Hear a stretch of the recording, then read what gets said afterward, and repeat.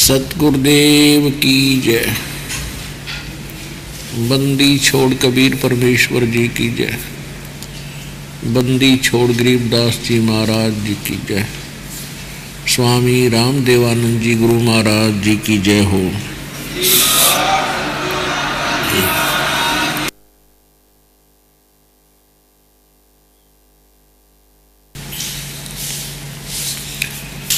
गरीब नमो नमो सतपुरुष को नमस्कार गुरु की नहीं। सुर नर मुनि जन साधुआं संतों सर्वस्ती नहीं। सतगुरु साहेब संत सब दंडोतम प्रणाम। आगे पीछे मध्य हुए तिनको जा कुर्बान। नराकार निर्विषम काल जाल भय भंजनम निर्लेपम निर्लेपम अकल अनुपवेशुंदनम सोहम सुरति समाप्तम सकल समाना निरतल उज्ज्वल हिरंबर हरदमम बेपरवा अथा है वार पार निमज्जतम।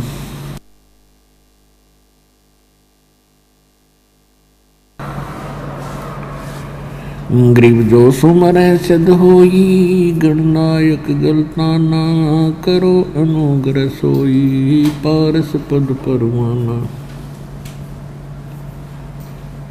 आदि गणेश मनाओ गणनायक दे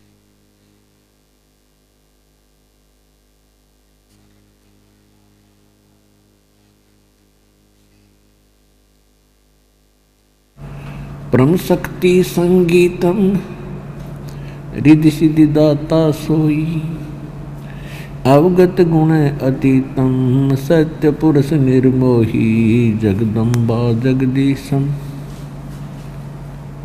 मंगल रूप मुरारी तन मन अर्पों शीशम भक्ति मुक्ति भंडारी।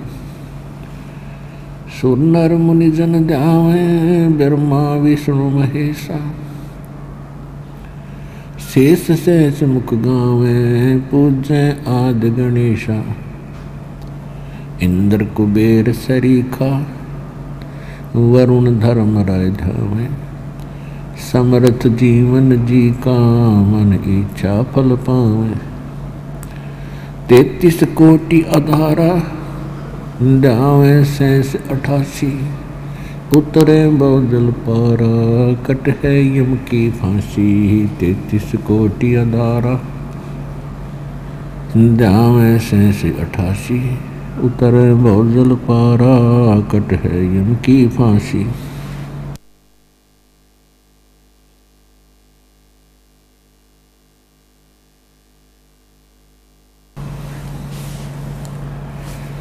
कर जोरूं विनती करूं धरूं चरण पर शीश। गुरु जी राम देवानंद जी महाराज ने दियो नाम बख्शीश। कोटि कोटि सिजदा करूं कोटि कोटि प्रणाम। चरण कमल में राखियो मैं बंदी जाम गुलाम।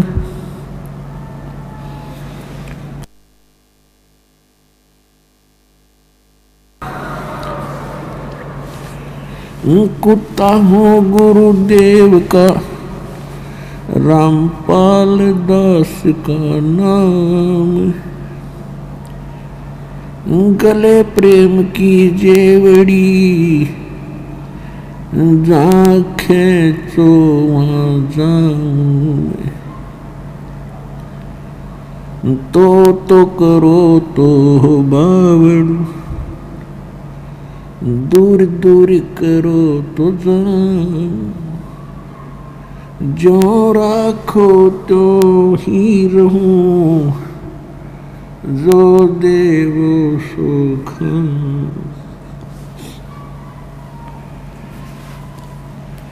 गुरु बड़े गोविंद से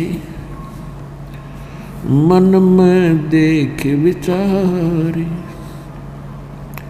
हरि सुमरे सो वार है, गुरु सुमरे हो पार। सात द्वीप नौ खंड में, गुरु से बड़ा ना कोई, करता करे न कर सके, गुरु करे सो होए। कबीर राम कृष्ण से कौन बड़ो, उन्हों भी गुरु कीन, तीन लोक के वे धनी, गुरु आगे अधीन।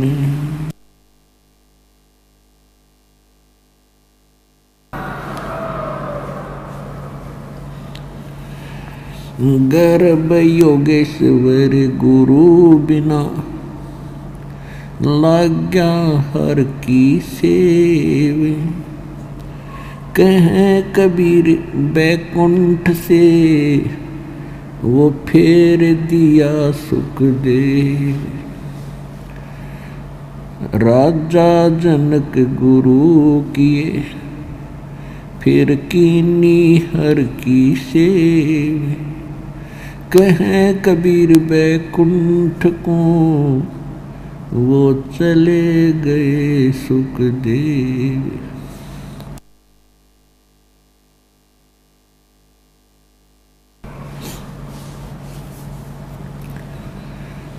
परम पिता परमात्मा पूर्ण ब्रह्म, सर्व सृष्टि रचनहार कबीर परमेश्वर जी की असीम रजा से आप सभी पुण्यात्माएं परमात्मा की अमर कथा सुनने के लिए उपस्थित हैं। जिन प्राणियों के ऊपर परमेश्वर की असीम रजा होती है, इस काल के लोक में वही सत्संग प्राप्त करते हैं और सत्संग सतगुरु करते हैं।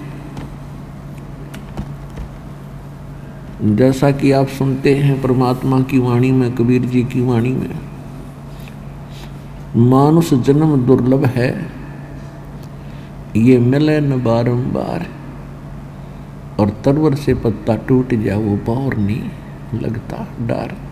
कि मनुष्य जीवन बहुत ही दुर्लभ है, ये बार बार उपलब्ध नहीं होता शीघ्र सी। और इससे भी दुर्लभ जो वस्तु है वो गुरु है। श्रीमद् भगवत गीता अध्याय नंबर 7 के श्लोक नंबर 19 में कहा है, गीता ज्ञानदाता कहता है,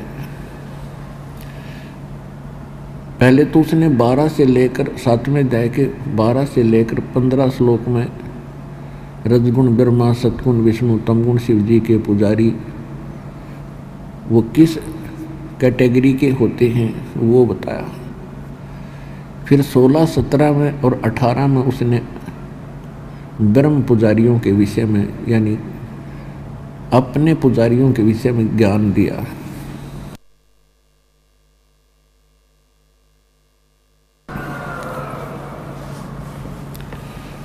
और उनके विषय में बताया कि ये ज्ञानी 4 प्रकार के मेरी भक्ति करते हैं, अर्थार्थी, अर्थ, जिज्ञासु और ज्ञानी। इन 3 कैटेगरी के भक्तों को तो रिजेक्ट किया है। चौथे ज्ञानी को वो कहता है ये अच्छी आत्मा है क्योंकि ये मेरी भक्ति करते हैं। और ये पहले कह रहा है कि ब्रह्मा विष्णु महेश की जो भक्ति करते हैं वो उनका जो भक्ति का जो लाभ है अक्षीणिक है, और वो अच्छे व्यक्ति नहीं होते। उन साधनाओं से उनमें गिरावट बहुत आ जाती है।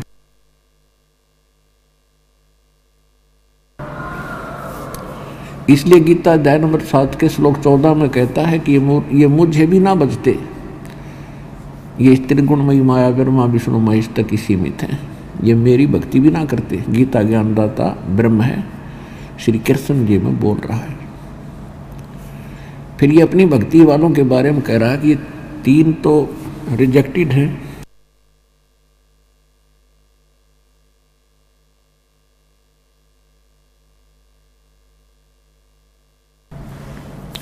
ये 3 अच्छे नहीं हैं, अर्थ और अर्थार्थी और जिज्ञासु। चौथे ज्ञानी के विषय में बताया है, नेक आत्मा है। यही इन्होंने अपना जीवन न्यौछावर कर रखा है। इनको ये ज्ञान हो गया है कि मनुष्य जीवन केवल मोक्ष के लिए ही प्राप्त होता है।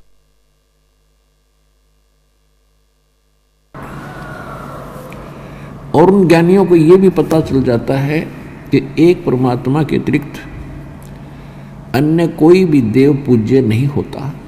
मोक्ष होगा उस परम पूर्ण परमात्मा से, परम अक्षर ब्रह्म से। तो वो क्या बताता है कि उनको ज्ञान तो ये हो गया कि अन्य देवताओं की पूजा उचित नहीं और केवल एक ही परमात्मा की भक्ति करनी चाहिए। लेकिन उनको तत्वदर्शी संत ना मिलने से उन्होंने अपने निष्कर्ष निकाल लिया, ओम नाम का जाप वेदों से ले लिया।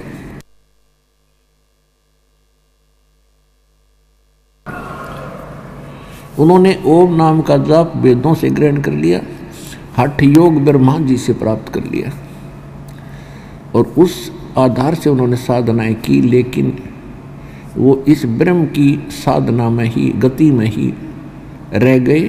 ब्रह्म तक की इनकी साधना बनी, ब्रह्मलोक में गए, फिर वापस जन्म मृत्यु में रही।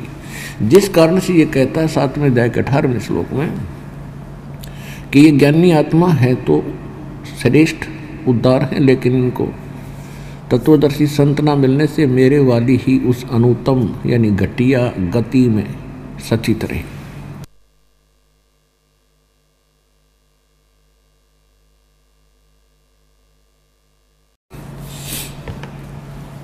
अब कहने का भाव ये है कि गीता ज्ञानदाता कहता है कि पहले तो ये मेरी भक्ति नहीं करते।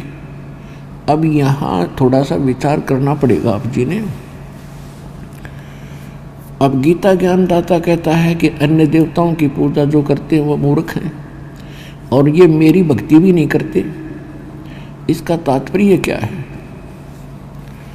इसका तात्पर्य ये है कि जैसे ये जितने भी ऊपर के ये देव हैं, ब्रह्मा जी, विष्णु जी, शिव जी, दुर्गा जी, गणेश जी और जितने ये देवताओं का राजा इंद्र, इन्होंने अपने रेस्टोरेंट चला रखे और यहाँ इस पृथ्वी लोक पर जो साधना साधक करते हैं, इन्होंने अपने अपने एजेंट छोड़ रखे हैं, अपने सत्र के गुरु मार्गदर्शक। जो ब्रह्मा जी की पूजा करता है वो तो कोई इक्का दुक्का मुश्किल से कोई मिलेगा वर्तमान में, और जो विष्णु जी की करता है, ब्रह्मा जी की पूजा जो करते हैं वो ब्रह्मा जी के लोक में चले जाते हैं। विष्णु जी की पूजा जो करते हैं विष्णु जी के लोक में चले जाते हैं, और शिव की पूजा जो करते हैं शिव जी के लोक में जाते हैं। वो पुण्यकर्मी प्राणी ही जाते हैं। ऐसे ही गणेश की पूजा करने वाले गणेश के लोक में जाते हैं, लेकिन उनकी पूजा के मंत्र विशेष हैं।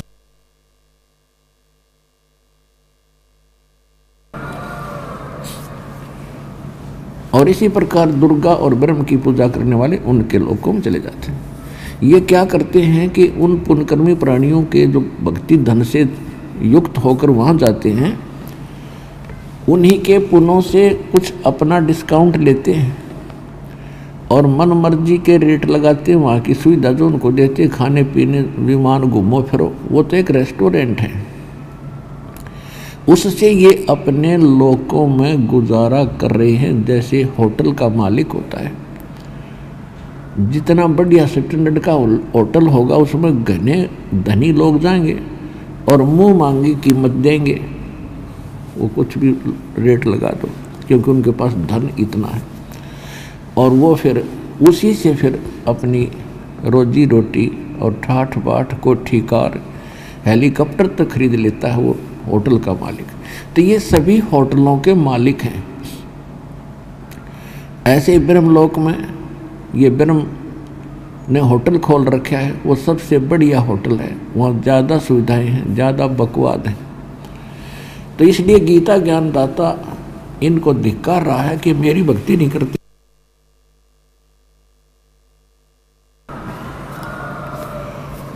उनको धिक्कार रहा है कि मेरी भक्ति भी नहीं करते।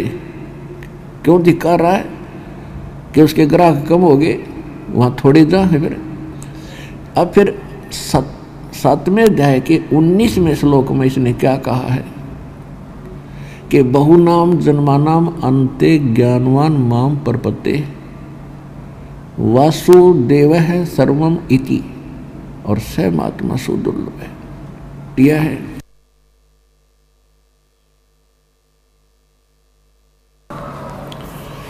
वो भी उसने बता दिया कि मेरी साधना भी अच्छी नहीं है, क्योंकि जन्म मृत्यु समाप्त नहीं हो सकती, किए का कर्म फल भोगना ही पड़ेगा।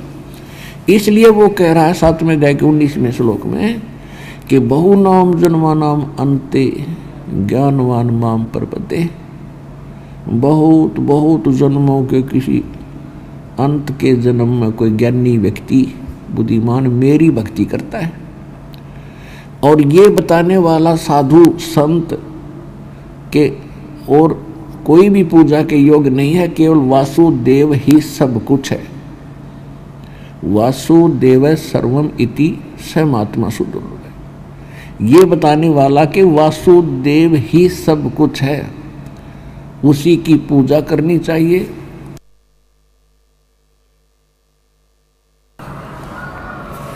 वही पाप नाशक है, वही मोक्षदायक है, वही सबका जनक है, और उसकी भक्ति से वो स्थान प्राप्त होता है जो गीता अध्याय नंबर 18 के श्लोक नंबर 62 में, गीता अध्याय नंबर 15 के श्लोक नंबर 4 में कहा है कि जहाँ जाने के बाद साधक फिर कभी जन्म मृत्यु में नहीं आते, वो शाश्वत स्थान को प्राप्त करते। अब प्रसंग चल रहा है कि वो महात्मा तो बहुत मुश्किल से मिलेगा जो ये बताने वाला हो कि वासुदेव ही सब कुछ है। हमने गलती से अज्ञानी गुरुओं के कारण श्री कृष्ण जी को वासुदेव समझ लिया। वासुदेव का अर्थ होता है जिसका वास, जिसकी प्रभुता, जिसका कंट्रोल सबके ऊपर हो। तो ब्रह्मा जी, विष्णु जी, शिव जी ये केवल एक ब्रह्मांड में एक विभाग के साहब हैं, मालिक हैं।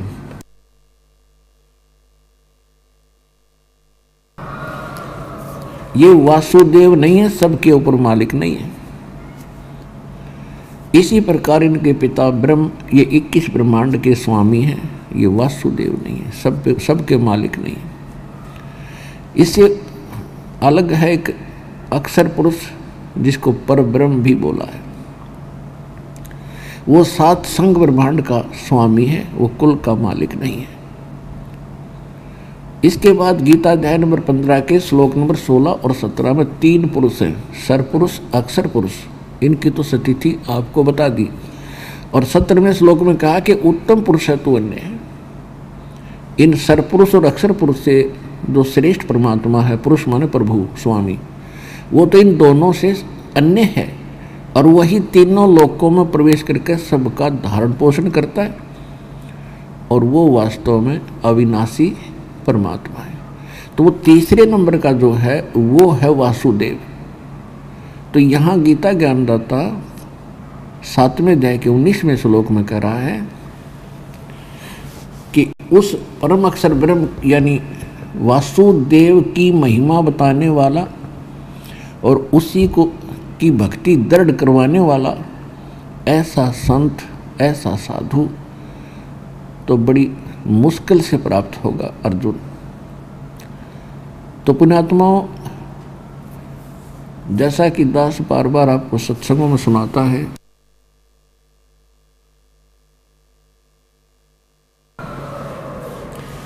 कि परमात्मा के विषय में जानकारी जीव नहीं बता सकता, परमात्मा की जानकारी परमात्मा ही बता सकता है। तो उस उसकी अपनी जानकारी देने के लिए आपको आपके पिता को स्वयं आना पड़ता है।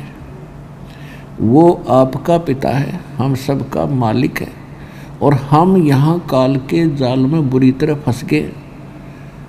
अब हमें तो ज्ञान नहीं, क्योंकि हमारी तो बुद्धि काल ने सीमित कर रखी है कि ये तेरा बेटा या तेरी बेटी, ये कार और तेरी कोठी, या जैसा भी सिंपल गुजारा है, और इसी व्यवस्था में हमें फाइनल करके छोड़ दिया।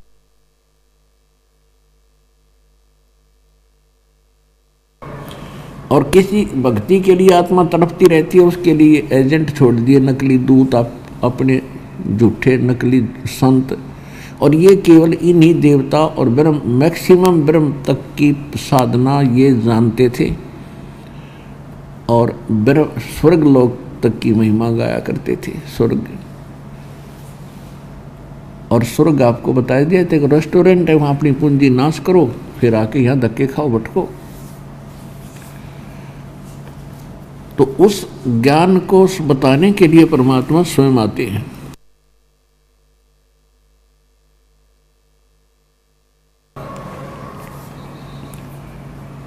और वो स्वयं सतगुरु होते हैं।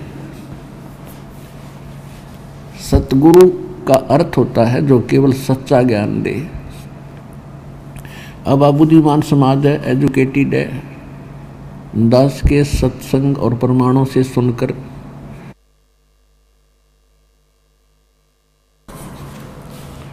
के परमात्मा अपने सतलोक से चलकर आते हैं,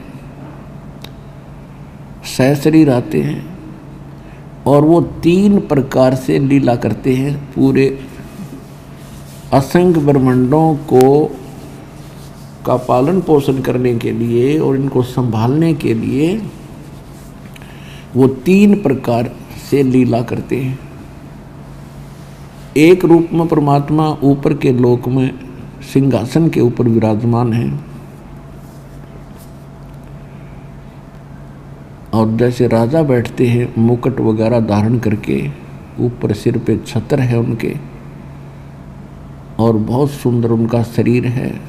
एक रोम में, एक बाल में करोड़ सूर्य मिला दे, करोड़ चंद्रमा, तो भी फीके पड़े हैं। इतना नूर है, इतना प्रकाश है भगवान की बॉडी का। तो वो परमात्मा एक रूप में वहाँ रहते हैं। परमात्मा के अंदर बहुत पावर होती है, वो अनेक रूप भी बना सकते हैं। दूसरी प्रकार की लीला वो करते हैं, प्रत्येक युग में एक शिशु रूप धारण करके, और किसी सरोवर में कमल के फूल पर आकर विराजमान होते हैं। कमल के फूल पर ना धूल होती है रुकती है, ना गारा रुकती है, ना जल रुकता है, स्वच्छ होता है, इसलिए परमात्मा उस पर आकर विराजमान होते हैं। वहाँ से निसंतान दंपति उन्हें उठा ले जाते हैं। ये फिर वो धीरे धीरे जिस भी वर्ण में वो जाते हैं बालक रूप में, और उसी में वो अपना उसी क्रिया को करने लग जाते हैं।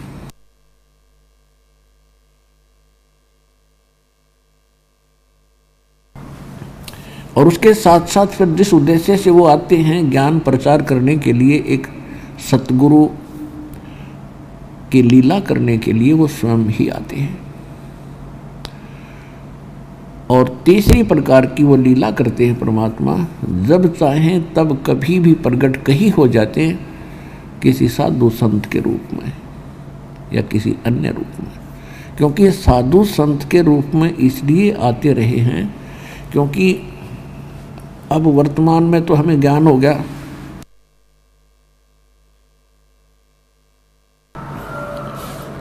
अब वर्तमान में तो आप जी को ज्ञान हो जाएगा कि परमात्मा की भक्ति और साधना के लिए ये बाह्य आडंबर कोई मायने नहीं रखते।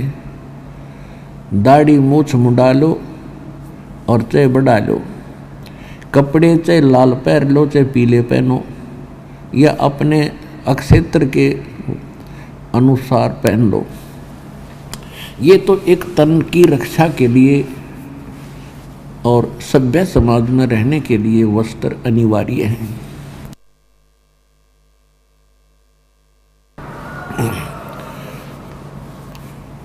और भक्ति से मोक्ष होगा, मंत्र से मोक्ष होगा, ये तो अब स्पष्ट हो जाएगा, हो रहा है, हो चुका है और है भी यही सत्य। लेकिन पहले ऐसी धारणा थी कि साधु संत वही होते हैं जिन्होंने बड़ी बड़ी दाढ़ी रखवा रखी हो या बड़ी जटा हो या कति मूंड मुंडवा रखा हो, दाढ़ी मूछ कति मुंडवा के गोटम गोट हो, लाल कपड़े पहन रखे हो, तो ऐसी वेशभूषा वाले को हम साधु संत मानते थे और उन्हीं के निकट जाकर कुछ ज्ञान चर्चा सुनने की आशा करते थे।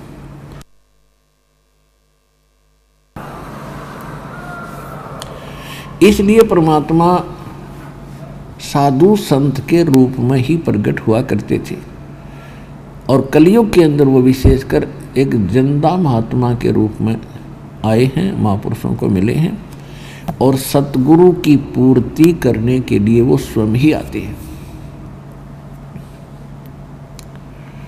गरीबदास साहिब जी गांव छुड़ानी, जिला झज्जर के अंदर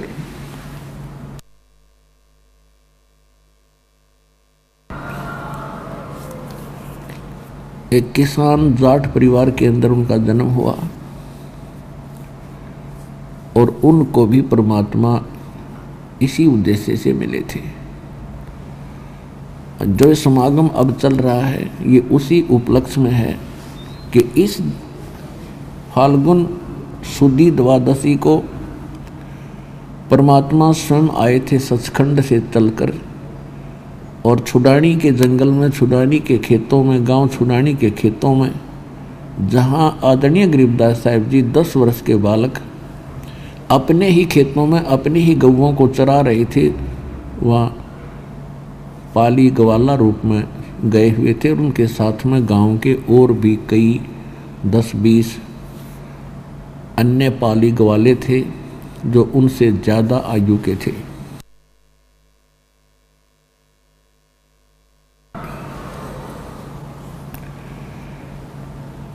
और परमात्मा वहाँ सन 1727 और संवत 1784, भाई थोड़ा तेज करो, सेटिंग करो।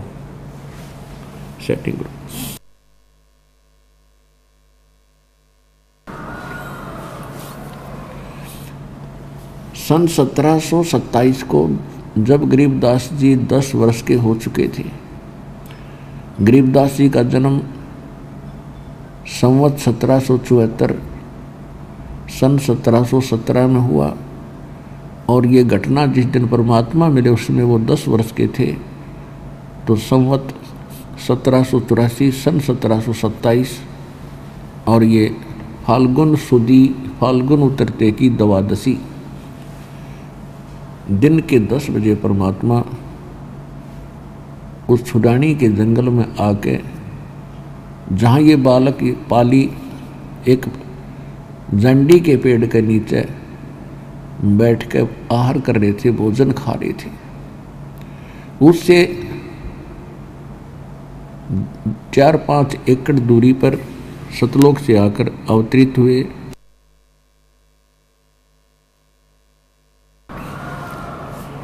और एक यात्री की तरह वहाँ से गुजर रहे थे। सभी पालियों ने प्रार्थना की कि महाराज जी भोजन खाओ, विश्राम करो। परमात्मा वहाँ खड़े हुए, उन्होंने आसन दे दिया, कुछ चादर वगैरह बिछा दी, वो बैठ गए। तो परमेश्वर ने कहा कि भाई भोजन तो मैं खाऊं नहीं, क्योंकि मैं अपने गांव से भोजन खा के आया हूँ। तो उन ग्वालों ने, पालियों ने पूछा कि आपका गांव कौन सा है बाबा जी? परमात्मा ने बताया मेरा गांव सतलोक है। अब उन बच्चों को इतना ज्ञान पालियों को नहीं था कि उन्होंने सोचा होगा कोई गांव सतलोक होगा, कोई गांव। फिर उन्होंने कहा कि महाराज कितनी दूर है आपका गांव यहाँ से? परमात्मा ने बताया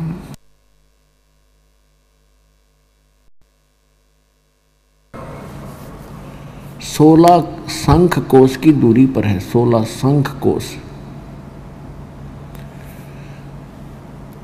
16 शंख पर हमरा तकिया, हम गगन मंडल के जिंदा, हुक्म हिसाबी हम चल आए, ये काटन काल का फंदा। कहते 16 शंख पर, 16 शंख पर, 16 शंख कोस की दूरी पर हमारा स्थान है, हमारा निज गांव है, और हम यहाँ किसी उद्देश्य से आए हैं, इस काल के जाल को काटने के लिए, यथार्थ ज्ञान बताने के लिए।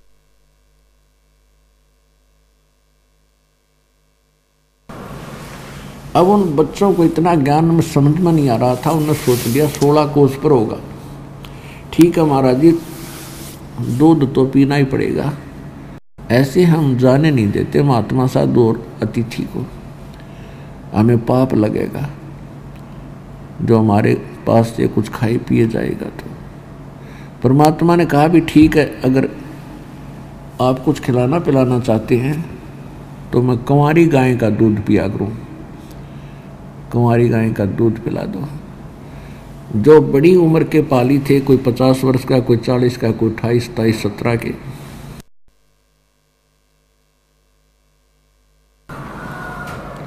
उन्होंने कहा बाबा जी आपकी दूध पीने की नीत को नहीं, मजाक करते हो। गरीबदास जी 10 वर्ष के सबसे छोटी उम्र के बच्चे थे, वो खड़े हुए और अपनी एक प्रिय बछिया को लाए जो 1.5 वर्ष की थी, दूध पीना छोड़ चुकी थी और अभी बैल ने टच नहीं करी थी, कुंवारी थी। लाकर खड़ी कर दी और कहने लगे बाबा जी कैसे दूध देगी, इसको बच्चा तो है ही नहीं।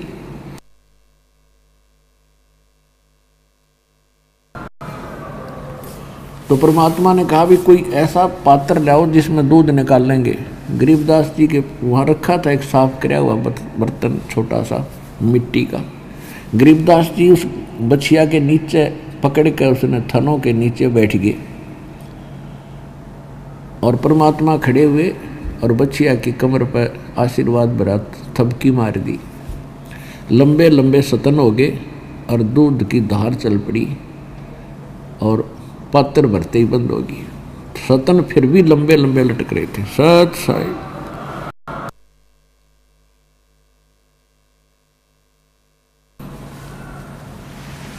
अब इस अचरज देख के जो दूसरे व्यक्ति थे वो बैठे थे पाली, जो बड़ी उम्र के, उनको बड़ा आश्चर्य हुआ।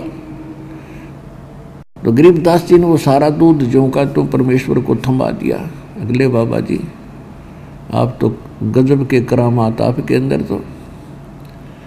तो परमेश्वर ने थोड़ा सा दूध पिया, फिर शेष कहा ले वह पालियो, यो दूध पी लो, ये अमृत है, ये यहाँ का नहीं है, ये मेरे लोक से आया, सतलोक से। और एक कुंवारी गाय में दूध कहाँ से आया था, ये सतलोक से आया भाई,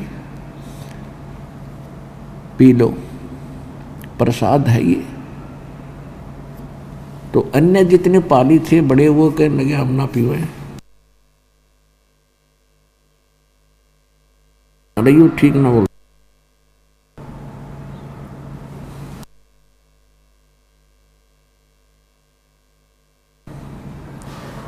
उल्टा कर गया तुमने। हम ना पीवे, ये पाप का दूध, ये तो कुंवारी गाय से निकाला तूने, और ना जाने क्या जंतर मंत्र का है, पता नहीं क्या हो जाएगा हमारा है, और तेरी जात का पता नहीं तो किस जाति से है। उसमें छुआछात भी चरम सीमा पर थी। इस करके वो कर्महीन उठ कर चले गए। कहते हैं सकल पदार्थ है जग माही, कर्महीन नर पावे नाई।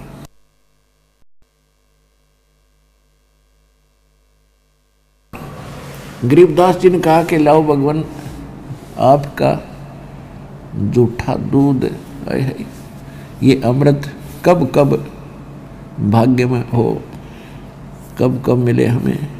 यूं कह के उन्होंने भी कुछ दूध उससे पिया। उसके बाद परमात्मा ने उनको ज्ञान सुनाया, समझाया। फिर गरीबदास जी को प्रबल इच्छा हुई उस लोक को देखने की कि जहाँ कोई दुख नहीं, जहाँ कोई मृत्यु नहीं, वहाँ कोई वृद्ध अवस्था नहीं, और जहाँ हम पहले रहते थे परमात्मा ने उनको सारा ज्ञान बताया। वो तड़प गए अंदर से बुरी तरह। परमात्मा यही चाहते थे कि जब इच्छा प्रबल हो तभी हम वहाँ ले जाते हैं। प्रथम नाम दिया, फिर उस प्यारी आत्मा को ऊपर के लोक दिखाए, ब्रह्मा विष्णु महेश के लोक दिखाए, उनकी सतीथि से परिचित करवाया और धर्मराज का लोक दिखाया। जहाँ ये काल भगवान बैठा है वो स्थान दिखाया। 1 लाख मानव शरीरधारी प्राणियों को जहाँ ये भून कर उनमें से ये रस निकाल कर खाता है। जीव मरता नहीं है, सूक्ष्म शरीर के अंदर रहता है, फिर वहाँ से उसको भेज देता कर्माधार पर, जहाँ उसकी और जैसा भी संस्कार होता है उस योनि में प्राणी चला जाता है, उसमें से वो गंध निकाल लेता है। जो सारे जीवन में ये मानव शरीरधारी प्राणी जितने भी आहार करता है उसका कुछ सूक्ष्म कुछ अंश सूक्ष्म शरीर में लिप्त हो जाता है। आप देखते हो इस मन की आदत है चटपटे भोजन खाना, सुल्फा भांग तम्बाकू पीना, ये पीने की चीज़ है, सबसे ज़्यादा कुबद करवाना ताकि ये अंदर इसमें मटेरियल बढ़िया बने इसके खाने के लिए। और जीव मरता नहीं, आत्मा तो अमर ही है, गधे कुत्ते की भी अमर है, लेकिन ये मनुष्य जीवन इसलिए प्रदान करता है, इसकी मजबूरी है, ना तो ये मनुष्य जीवन भी ना दे आपको। परमात्मा ने इसको श्राप इसलिए दिया था कि इसकी मजबूरी हो जाएगी, ये मानव शरीर देगा और मानव शरीर देगा तो मैं अपनी आत्माओं को जाके ज्ञान समझा के इनकी अज्ञान हटा के भक्ति करवा के इनको फिर ला सकता हूँ। इसी उद्देश्य से परमात्मा ने ये सब कुछ लीला की।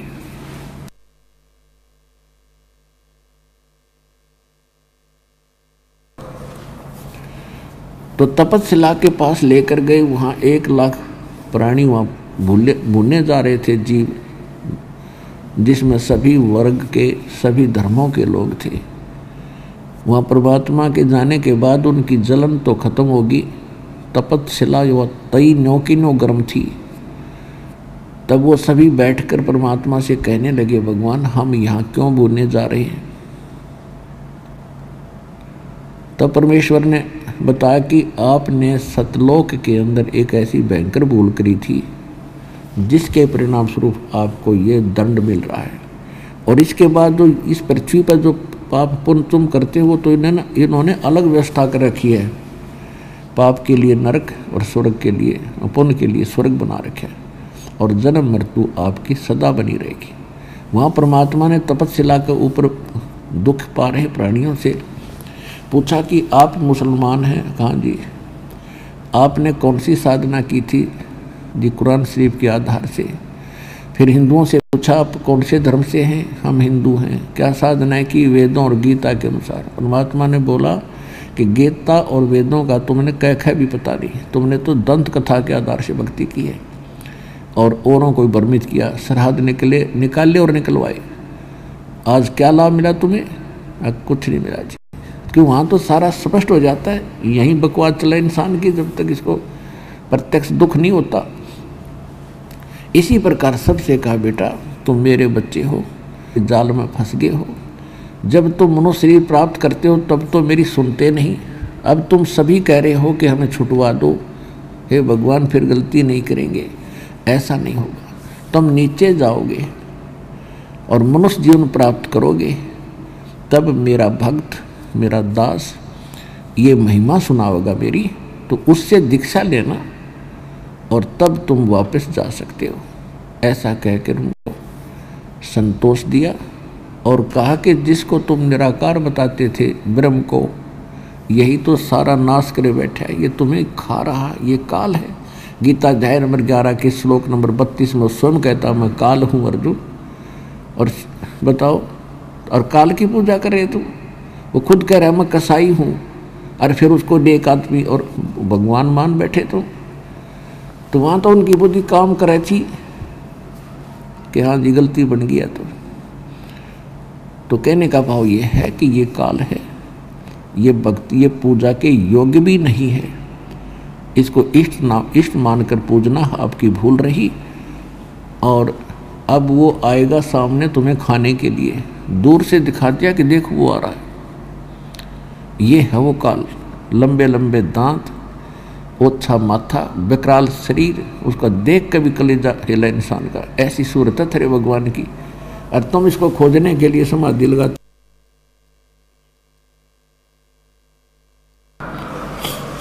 और इसने कसम खा रखी है कि मैं दर्शन नहीं दूं। दर्शन कह दे से भूडे का बता, वही कालजा पार्टी आदमी देख लेते को भक्ति छोड़ते, फिर खोज खाज का यूँ खोजा हरियो भगवान है। तो इसलिए इसने प्रतिज्ञा कर रखी है मैं किसी को दर्शन नहीं दूंगा। तो भगवान इतना करूर होया कर, मैं दर्शन ना दूं चाहे सिर पे टेक लियो। बाप ऐसा निकम्मा हो सकता है? वो बाप ही नहीं है आपका, वो तो खलनायक है। अब गीता अध्याय नंबर 7 के श्लोक 24 और 25 में श्री कृष्ण में प्रवेश करके गीता ज्ञानदाता ये काल कह रहा है कि अर्जुन, ये मेरा अटल घटिया सिद्धांत है, अनुत्तम, कि मैं कभी किसी के समक्ष नहीं आता अपने वास्तविक रूप में। मैं अपनी योग माया से छुपा रहता हूँ, और ये मूर्ख जन समुदाय मुझे माम अव्यक्तम व्यक्तिम आपनम मनन्ते अबुधा। ये बेबुद्धि के लोग मुझ अव्यक्त को व्यक्ति रूप में श्री कृष्ण मान रहे होंगे। I am not Krishna. मेरी तो प्रतिज्ञा, मैं कभी किसी के सामने अपने वास्तविक रूप में नहीं आता, मैं छुपा रहता हूं।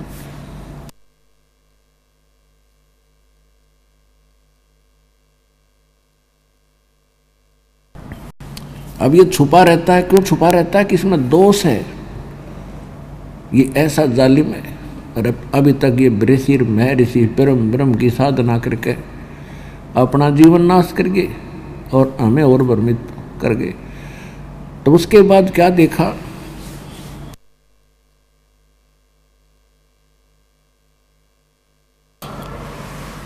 अब सभी ने देखा उधर वो काल आ रहा था। अब परमात्मा ने कहा कि अब तुम जाओ यहाँ से, तुम्हारा समय हो गया है। काल ने क्या कर रखा है कि एक ऐसा समय निर्धारित कर रखा है, अलार्म रखा है, इतने समय तक ये तपस्या पर रहेंगे। उसके बाद उनको कर्माधार पर आगे जो कुछ भी बनाना है वो धर्मराज के दरबार में जाएंगे। धर्मराज के दरबार में उनका कैलकुलेटेड होता है। जो कर्म आप प्रतिदिन करते हो इसकी एक फैक्स कॉपी डेली फटाफट आपके वहाँ धर्मराज की फाइल में पहुँच जाती है, जहाँ प्रत्येक आत्मा की न्यारी न्यारी फाइल है। और वहाँ जाते ही वो कैलकुलेटेड बाहर सामने आती है। जिस दिन को वहाँ पहुँचना होता है तो 1 सेकंड में जाओ भाई, उनके सामने होता है युग उत्ता युगदा युग उत्ता युगदा युग, चलो। और ये स्वर्ग में ये नरक में फैसला कर देता है। अब जब वो सभी उड़कर चले गए प्राणी तपस्या से, और वो भोजन करने के लिए आ रहा था, गरीबदास जी को साथ लेकर परमात्मा आगे को चले, उसी की ओर चले। अब काल कहाँ रहता है? जैसे अभी तक आप 10 द्वार ही सुने थे, ये क्या करता है? एक 11वां द्वार है, और वो 11वां द्वार अक्षर पुरुष के लोक में जाता है। अक्षर पुरुष के लोक से फिर 12वां द्वार है जो सतलोक में जाता है। तो ये 11वें द्वार को बंद करे बैठा है। वहाँ तक ऋषि महर्षि कोई पहुँच ही नहीं सकता किसी भी साधना से, जो ये करते रहे। वो साधना परमात्मा ने आके बताई है, ये 2 अक्षर के मंत्र का इकट्ठा जाप करना है। ये पहले ब्रह्म ओम नाम का अकेला जाप करते रहे, इससे कुछ नहीं होने वाला। ये केवल ब्रह्म तक की प्राप्ति करा सकता है। इसके साथ ही दूसरा मंत्र जब लगता है तो ये फिर दूसरा मंत्र जो है ये 11वें द्वार को खोलता है।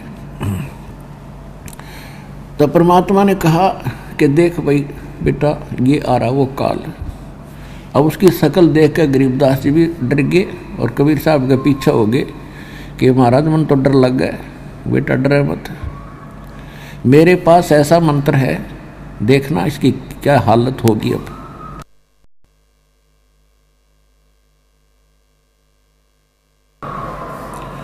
मेरे पास ऐसा मंत्र है सतनाम और सारनाम।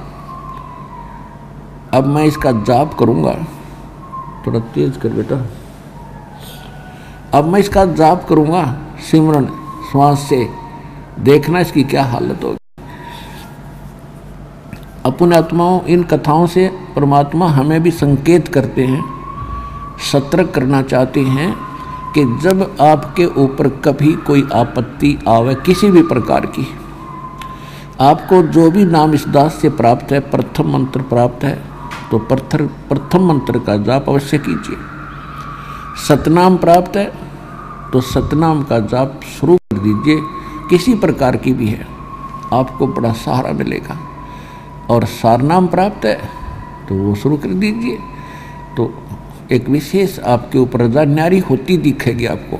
यदि आपका कनेक्शन ठीक होगा, आपकी नियमित होगे, आप भक्ति में परमात्मा से जुड़े हुए होगे, तब ये काम करेगा।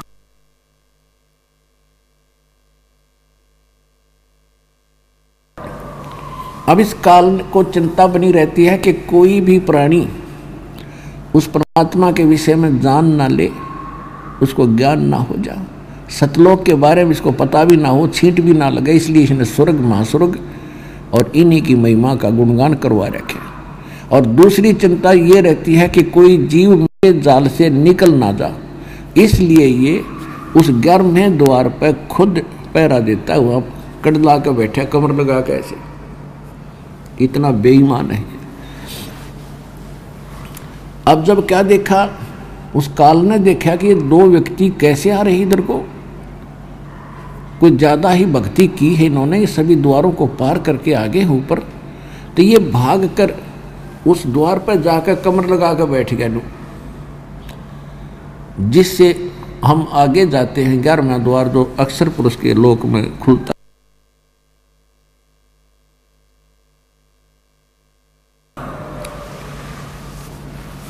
तो गरीबदास जी ने देखा से परमात्मा के पीछे से झांक कर वो भाग रहा पीछे, तो गरीबदास जी बाहर हो गए साइड में कि भाग गया भाई काल। तो अब वो जाके कमर लगा कर बैठ गया। परमात्मा बोले बेटा देखा, अब देखना, अब मैं मंत्र जाप करूंगा और ये कैसे हो जाएगा। तो कबीर साहब ने कहा कि जैसे फनपति मंत्र सुन और रख फन सकोड़, ऐसे बीरा मेरे सतनाम से ये काल लवे मुंह मोड़े।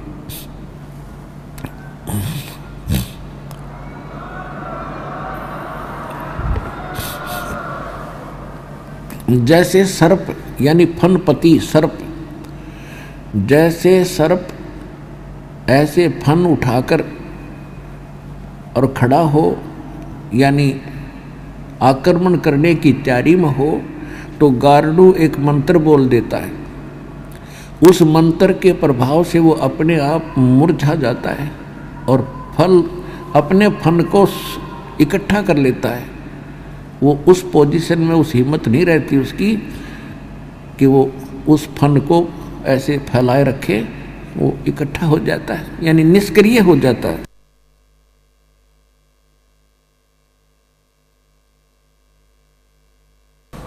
तो गरीबदास जी को दृढ़ कर रहे हैं, क्योंकि उनको अपना चेला बनाना था और हमारे लिए उनको दृढ़ करना था, प्रैक्टिकल करवा के लाए उस बच्चे का। और जिसके कारण उस गरीबदास जी को ज्ञान प्राप्त हुआ, तो उसके कारण, उनके दृढ़ता के कारण आज ये बाग लग गया भगवान।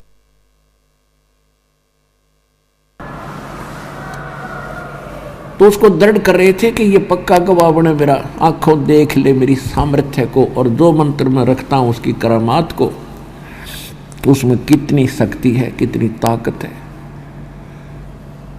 जैसे फनपति मंत्र सुन और राखे फन सकोड़, लेवे फन सकोड़, ऐसे बीरा मेरे सतनाम से यू काल लवे मुंह मोड़।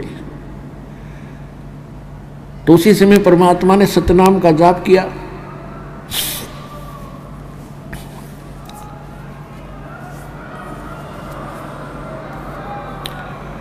जो ही परमात्मा ने सतनाम का जाप सिमरण किया, वो तो गरीबदास जी को दृढ़ कर रहे थे ना, परमात्मा को कोई जरूरत नहीं थी सिमरण करने की, वो तो वैसे ही उसके सामने टिक नहीं सकता था। लेकिन वो हमारे लिए एक एग्जाम्पल बता रहे थे।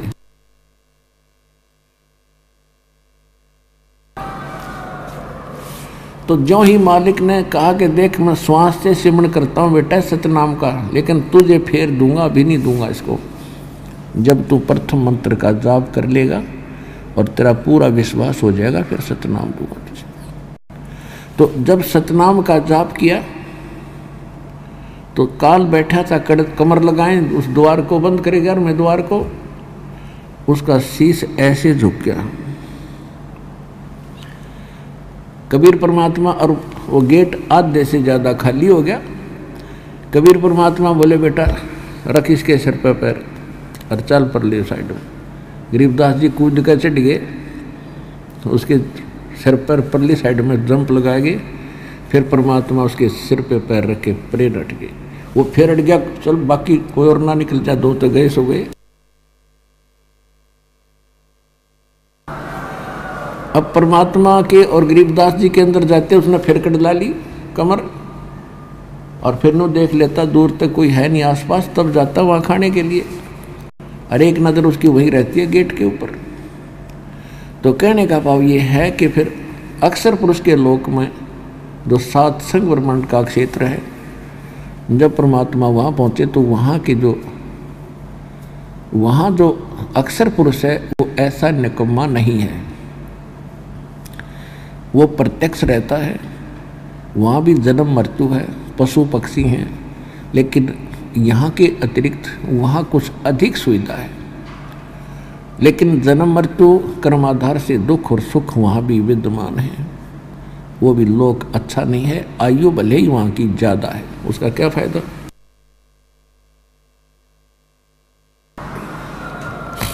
तो गरीबदास जी को प्रैक्टिकल करवा रहे थे सारा कि यहाँ ये भगवान है, ये स्थिति है इनकी, और यहाँ के प्राणी ये इस स्थिति में, नीचे वालों से ये कुछ ठीक है, इनके शरीर भी कुछ ज़्यादा अच्छे मटेरियल के हैं, लेकिन ये सभी मृत्यु और जन्म के अंदर और वृद्धावस्था इनमें भी, रोग कष्ट इनके भी हैं, अपने कर्म आधार के नरक स्वर्ग भी वहाँ बना रखे हैं।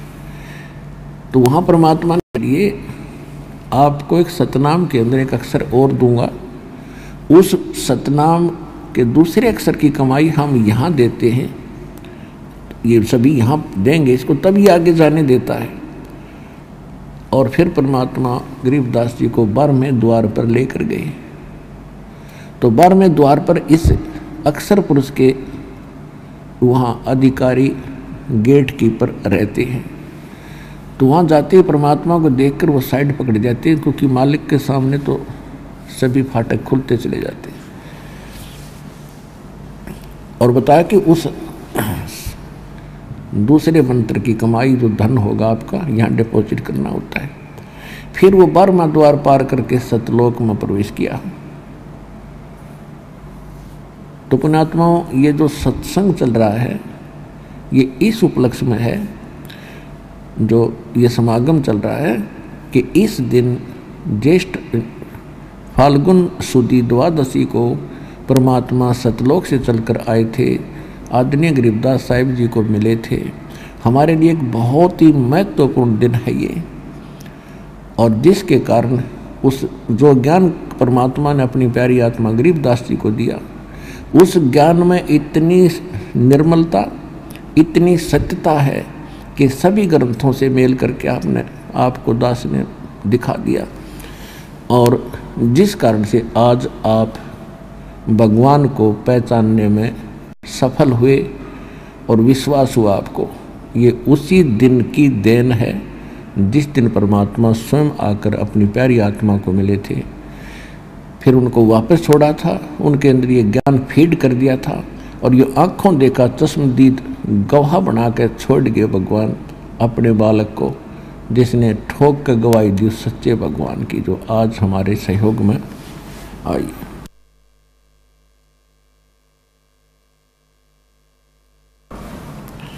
इसलिए ये ज्ञान ये बार बार बताया जा रहा है, क्योंकि प्रत्येक सत्संग में और श्रोता बदलते रहते हैं। एक सामूहिक शिक्षा सथल है ये, जिसमें प्रथम कक्षा से लेकर PhD तक का ज्ञान ऐसे ही कराया जाएगा, एक ही लेक्चर से, इन सत्संगों के माध्यम से। तो प्रत्येक सत्संग में श्रद्धालु बदलते रहते हैं, इसलिए आज आपको फिर से ये वही कहानी सुनाई जो 12 तारीख को पहले सुनाई थी आप।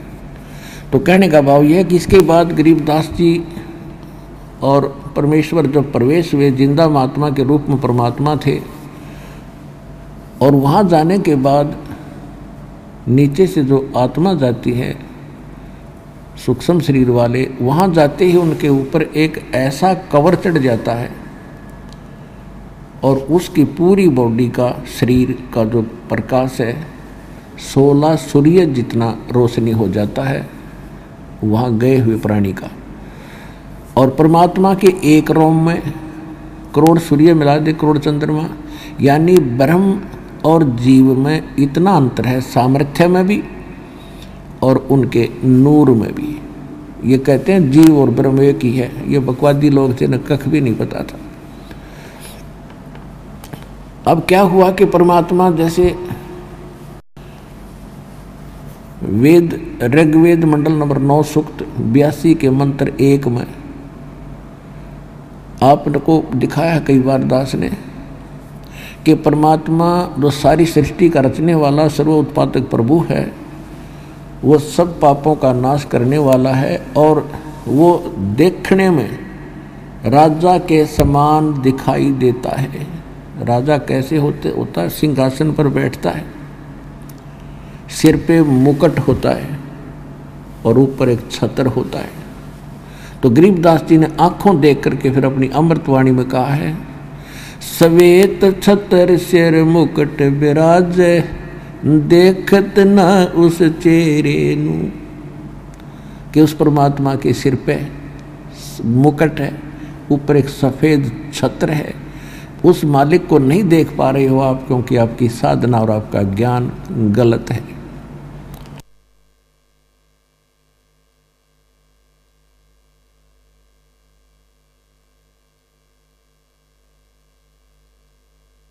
अब गरीबदास जी ने क्या देखा कि परमात्मा बैठे हैं अन्य रूप में सिंहासन के ऊपर, एक रोम यानी बाल में, रोमकूप कहो बाल कहो, रोमकूप वो स्थान है जिसमें बाल उगता है। तो 1 करोड़ सूर्य करोड़ चंद्रमा दोनों की रोशनी भी फीकी पड़े, ऐसा नूर पूरी बॉडी, एक बाल का तो पूरी बॉडी का कितना होगा।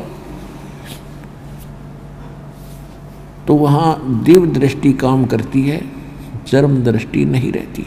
चरम दृष्टि देख ही नहीं सकती उसको। तो नीचे से जो साधु रूप में गए थे परमात्मा, जिंदा के महात्मा के रूप में गए थे, वहाँ एक चवर रखा था, उसको उठाकर जिंदा महात्मा वाला रूप अपने ही दूसरे स्वरूप पर जो सिंहासन यानी तख्त पर बैठे भगवान के सिर पे चवर करने लगे। गरीबदास जी सोच रहे हैं कि भगवान ये है भाई जो सिंहासन पर बैठा, तख्त पर बैठे, और ये बाबा जी यहाँ का कोई इनका पुजारी है, सेवक है। इतना सोच ही रहे थे तभी वो तेजों में शरीर खड़ा हुआ और जिंदा वाला बाबा जी वाला शरीर, बाबा जी उस पर बैठ गए अनंत कोट ब्रह्मांड के सिंहासन पर। अब गरीबदास जी सोच रहे हैं कि भाई कमाल हो गया, भगवान उठ लिया, बाबा जी बैठ गया, और चवर करने लगे। फिर वो तेजों में रूप अपने उस बाबा जी यानी जिंदा महात्मा के स्वरूप पर सिंहासन पर बैठे हुए पे, गरीबदास जी उधर भी देख रहे हैं, उधर भी देख रहे हैं, ये क्या होगा, ये कैसे हो रहा। इतने में वो सोच ही रहे हैं कि भगवान कौन सा इनमें, सत्य पुरुष कौन है। इतने में वो तेजों में शरीर वाला परमात्मा जिंदा महात्मा के शरीर में समा गए, और अकेले वह जिंदा महात्मा वाले शरीर का इतना नूर हो गया जितना पहले तेजों में शरीर वाले भगवान का था। और चवर अपने आप घूम रहा ऊपर ऑटोमेटिक। तब परमात्मा ने कहा था कि बच्चा, सारे ब्रह्मांडों का मालिक मैं हूँ, और बेटा तू मेरी प्यारी आत्मा था, काल के जाल में फंसे हुए हो तुम। सारी कथा सुनाई, वहाँ देखो ठाठ बाट। परमात्मा ने दिखाया कि सामने देखो जितने भी नीचे 21 ब्रह्मांड में ये गए हैं प्राणी, उन सब के देखो ये मैल नारे नारे खड़े बेटा, वहाँ एक एक कमरे में एक एक झोपड़ी बना के अपना टाइम पास मुश्किल से करें। ऐसे ठाठ को छोड़ के गए, भरी थाली कर लात मार के गए वो मूर्ख। तो वो बड़ा महसूस किया गरीबदास जी ने, भगवान सचमुच कहा ये तो बहुत सुंदर महल है, बड़े अच्छे बाग बगीचे, आंगन में बड़े ठाठ हैं, फुहारे चल रहे हैं, बड़ी भूल बनी हमसे। फिर गरीबदास जी कहने लगे मालिक मुझे यहीं रख लो, मैं नहीं जाऊँ उस गंदे लोक में। वहाँ ऐसी दिव्य दृष्टि प्राप्त हो जाती है कि वहाँ से आप नीचे झांक कर देखोगे, आपको ये ब्रह्मांड ऐसे ऐसे दिखेंगे छोटे छोटे, और वहाँ से आप प्रत्येक प्राणी को देख सकते हो, सुई भी कण भी पैदा हो उससे भी देख सकते हो, ऐसी दृष्टि मिलती है। तो वहाँ जब जाकर देखा गरीबदास जी ने, अपनी छुड़ानी ढूंढी कहाँ सी है वो देखा, और फिर आसपास के देखे हुए, तो उस पूरी पृथ्वी, क्योंकि पृथ्वी स्वयं भी घूम रही है, तो ये सभी दृष्टि गोचर रहते हैं सेकंडों में। तो वहाँ क्या देखा, जैसे कीड़े मकोड़े वहाँ के सुंदरता और वैभव को देखकर, या तो ऐसा था जैसे कुरड़ी हुआ कर कूड़ा करकट का स्थान होता है, वहाँ ये पशु पक्षी डांगर सूअर घूमते रहते हैं।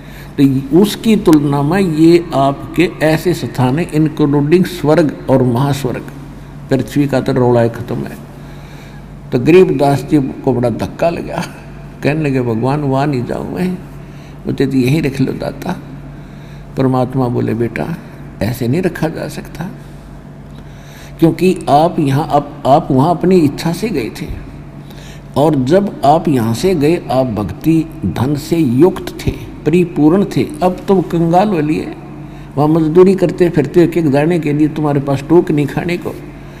अब मैं ऐसा मंत्र दूंगा तेरे को, और उस मंत्र की कमाई करना, एक ही सांस का सिमरण होगा सतनाम का, 2 अक्षर के का, फिर सार नाम दूंगा। इसकी इतनी कमाई बन जाएगी कि कुछ ही वर्षों के अंदर आप उतने ही धन से परिपूर्ण हो जाओगे। और फिर आपकी इच्छा बन, ऐसा ज्ञान दूंगा कि इस ज्ञान से आपको ये समझ में आएगा कि वो लोक क्या है और ये लोक क्या है। आप तो देख ही चुके हो, और आपको इसलिए लाया हूँ, आप वापस जाओगे, जाना पड़ेगा, क्योंकि आपको भक्ति करनी ही पड़ेगी, वैसे नहीं रह सकते, ये नियम है मेरा। और मैं तेरे साथ रहूँगा बेटा, जय तू मर्यादा में रहेगा और मेरी भूल नहीं पड़ेगी, तेरे ऊपर कोई आपत्ति नहीं आने दूंगा, तेरे साथ रहूँगा, एक सेकंड सेकंड की तेरी केयर टेक करूँगा, मेरे से छुपा नहीं कुछ भी। तू भक्ति करना, ये सिमरण करना, और जाके मेरा गवाह बन, तेरे भाई बहनों को जगा, उनको समझा, इसलिए तुझे यहाँ लाया हूँ। और तेरे से पहले हमने सुल्तान इब्राहिम सुल्तान को और दादू जी को और नानक जी को हम यहाँ लाए थे, उनको ये स्थान दिखाया था, और फिर उनको छोड़ा था, उन्होंने भक्ति की बेटा, और वो फिर यहाँ आए हैं। तो ऐसे ही आप जाओ। और मैं और बताता हूँ तेरे को, 120 वर्ष में काशी में धाणक एक जुलाहे की भूमिका किया करता था, और उस समय भी मैंने ज्ञान प्रचार किया था। लेकिन इस काल ने अहमद धर्मदास जी को भी यहाँ लाया था, मुल्कदास को लाया था, और भी बहुत से दिख बताए उन्होंने। लेकिन धर्मदास जी ने जो मेरा ज्ञान लिखा था, जो 120 वर्ष तक मैंने रहकर बोला था, काल के भेजे हुए इन 12 पंथों में इन्होंने उसमें काफ़ी परिवर्तन कर दिया। अब मैं तुझे वो ज्ञान पुनः दूंगा, तेरे अंतःकरण में फीड कर दूंगा, और तू वहाँ जाकर बेटा इसने सुनाना और लिखवाना। आने वाले जो 5500 वर्ष कुलयुग बीतेगा, उस समय पूरा तहलका मचाएंगे, पूरे विश्व के प्राणियों को हम शिक्षा ग्रहण करवाएंगे, ये शिक्षित होंगे, सदग्रंथों से को पहचानेंगे, जानेंगे, और फिर हम आएंगे और पूरे विश्व को बेटा सच्चा ज्ञान बताएंगे। तुम उस समय प्रमाण बनोगे, एक गवाह बनोगे जनता के दिल डटने, उनको विश्वास होगा तेरे भाई बहनों को कि आंखों देख कर आ रहे वो झूठ थोड़ी बोल सकते। और गरीबदास जी 1400 एकड़ के मालिक थे, किसान थे, जाट थे, तो कोई भिखारी नहीं, भाट नहीं थे, किसी स्वार्थ से उन्होंने झूठ बोला हो। तो इसलिए ये दृढ़ता आवेगी प्रत्येक प्राणी को कि जो गरीबदास ने कहा वो सारी सच्ची है, तू जा बेटा।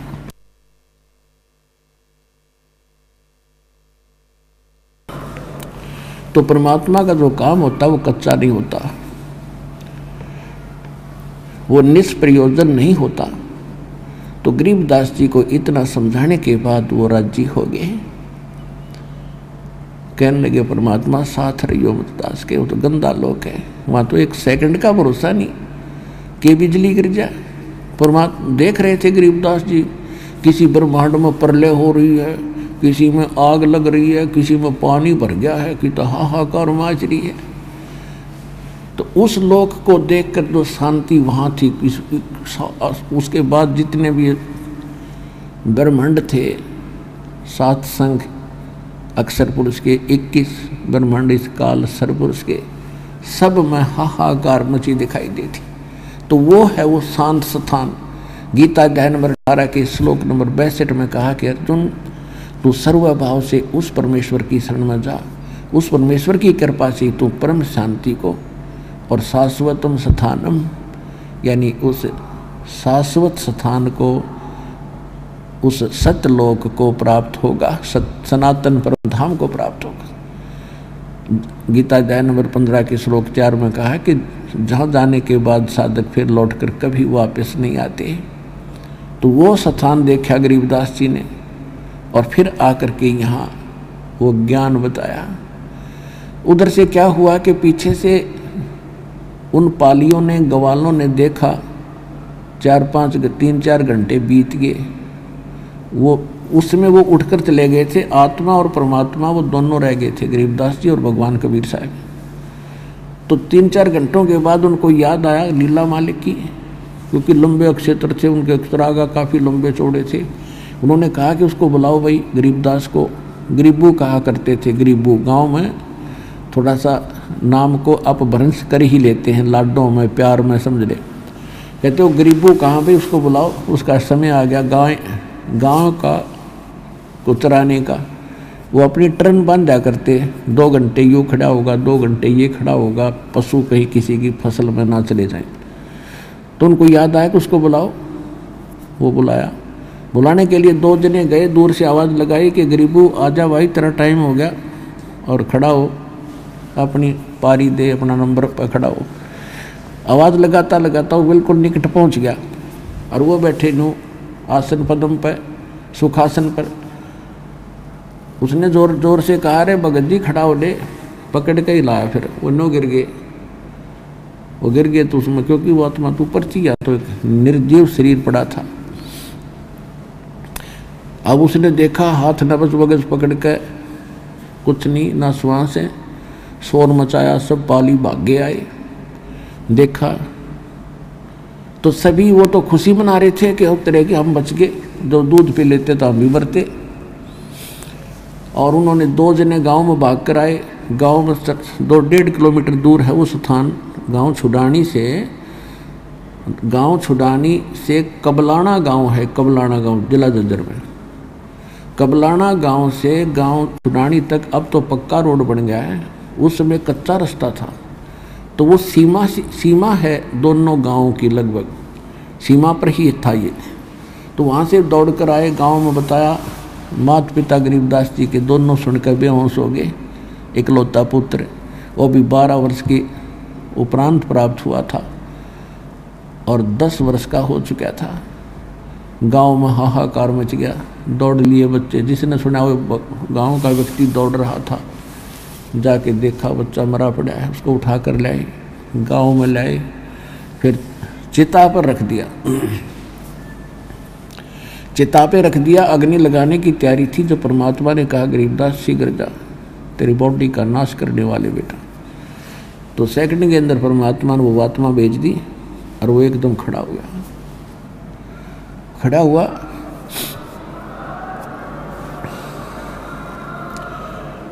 अब यदि गरीबदास जी सोए हुए होते तो उठकर ये सोचते सोपन था, लेकिन वहाँ तो हाहाकार मच रहा और सारे गांव के लोग खड़े और मायूसी सारी देखा करो, सचमुच भाई मैं तो कहीं और ही होकर आया, और वो सच्ची बात है। उधर से मालिक ने वाणी उसमें फीड कर ही दी थी। उसके बाद गरीबदास जी उस वाणी के अतिरिक्त कुछ भी नहीं बोल रहा था, क्योंकि वो फीड वो कर दिया। अब वह कैसेट वह डाल दी तो वह बोल रही भगवान वाली ज्ञान मालिक ने दिया था, तो वह मेमोरी कार्ड डाल दिया उसके अंतःकरण में, परमात्मा ने सारा यु ज्ञान भर के। अब वो उठता है अपना लग गया वही वाणी बोलन होय होय। अब लोगों ने समझा, गांव वालों ने सोचा लड़का पागल तो हो गया, क्योंकि ना हमारी बात सुनता, और हम पूछें कुछ यू बात कर रहा है कुछ, उन्होंने सोचा मेंटल हो गया। उसके कारण उसको पागल कहने लगे, बावड़ा, मेंटल। ऐसे 3 वर्ष बीत गए। अब माँ बाप को शांति हुई, चलो जैसा भी है पागल है, जैसा है हमारा बेटा जीवित तो हो गया, तो उनको खुशी हुई। अब वो बोला अमृतवाणी, गांव वाले समझे नहीं, गांव वाले कहें यू पागल, और परमात्मा उस गरीबदास ने दिखा सारा गांव पागल।